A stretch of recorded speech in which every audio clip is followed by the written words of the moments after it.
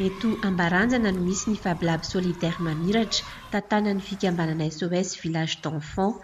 Araka ny anarany hoe Fab Lab solidaire dia toerana misokatra ho an'ireo tanora izy ity, ary izay mihitsy ny tanjona tamin'ny nametrahana azy ny hanohanana ny tanora, indrindra ireo sahirana, hanampiana azy ireo hitsofoka eo amin'ny tontolon'ny asa.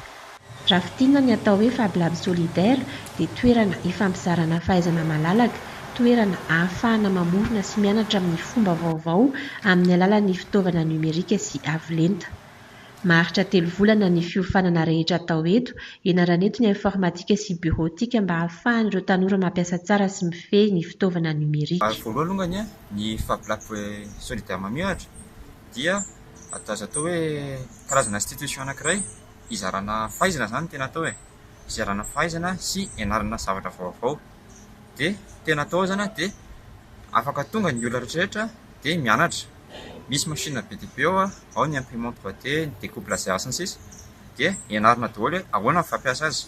Dia avy eo tonga ny olona avy eo afaka mampiasa toa dia mampiatra an'izay nianarana ao. Indraindray koa misy olona ohatra hoe spécialiste reny mandeha aloha aty, dia mizaha amin'izay izy misy hoe mizara fahaizana izy amin'izay. Misy hoe manao formation kely izy hoe momba n'ity zavatra ohatra hoe mombana ohatra hoe logiciel vectoriel ohatra, mombana bureautique ohatra. Dia tonga izy dia manao formation kely, na izay mihitsy mangataka anazy hoe mba hampanao formation kely izay. Saika tsy tapaka tanora manaraka fiofanana eto nanomboka tamin'ny volana Jona 2024. Eo ireo tanora sahirana izay sahan'ny SOS Village d'Enfants. Mampiofana tanora sahirana avy amina fikambanana hafa ihany koa anefa eto amin'ny Fab Lab solidaire mamiratra. Misy ny latsa-kemboka kely isam-bolana alohan'ireo mpiofana eto hanampiana amin'ny akora ampiasaina. Ny fikambanana mandefa azy no miantoka tanteraka ireo tanora sahirana amin'izany. Tsy maintsy manefa izany latsa-kemboka kely izany isan'olona kosa ireo mpianatra sy ireo olona avy eny anivon'ny orinasa manaraka fiofanana eto. Tsy mila fahaizana manokana vao afaka manaraka fiofanana ety amin'ny Fab Lab solidaire mamiratra, satria na mbola eny amin'ny lycée aza dia afaka maketo avokoa. Betsaka koa anefa ireo mpianatry ny université liana amin'ny zavatra atao eto amin'ny Fab Lab solidaire. Misy ny tanora mamarana ny fianarana ka manatanteraka ny projet de fin d'études.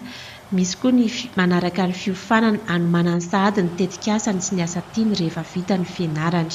Zaho manao gestion akato dia nasarika amin'ilay mpianatra tao Fab Lab satria ato raha ohatra ka amin'izay hoe gestionnaire na izay dia raha satria resaka informatika sy design 3D ny ianarako ato dia afaka ohatra hoe manao entreprise iray afaka manamboatra sy mamokatra zavatra 3D dia izay nasarika anao hoe ianarako aloha le resaka 3D dia afaka mampiatra izay miaraka amin'ny gestion ianarako enakato. Mahasarika tanora maro ny Fab Lab solidaire mamiratra izay anotokana aloha hatreto mampianatra asan'ny tanora toy izao amin'ny alalan'ny teknôlôjia avolenta sy ny numerika. Avy amin'ny fondation Orange ireo fitaovana ara-teknôlôjika isan-karazany ampiasaina eto, ahitana fraiseuse numérique, découpe laser, imprimante 3D sy ny sisa, izay tafiditra ao anatin'ny tetikasa Fab Lab solidaire tohanan'ny fondation Orange amin'ireo toerana sy firenena iasan'ny Orange. Manampy amin'ny fikojakojana sy ny fanamboarana ny fondation Orange raha misy ny olana teknika amin'ny fitaovana. Marihana fa ny SOS Village d'Enfants no napiditra ny fitaovana sy mampandeha ary mitantana tanteraka ity ivitoerana ity.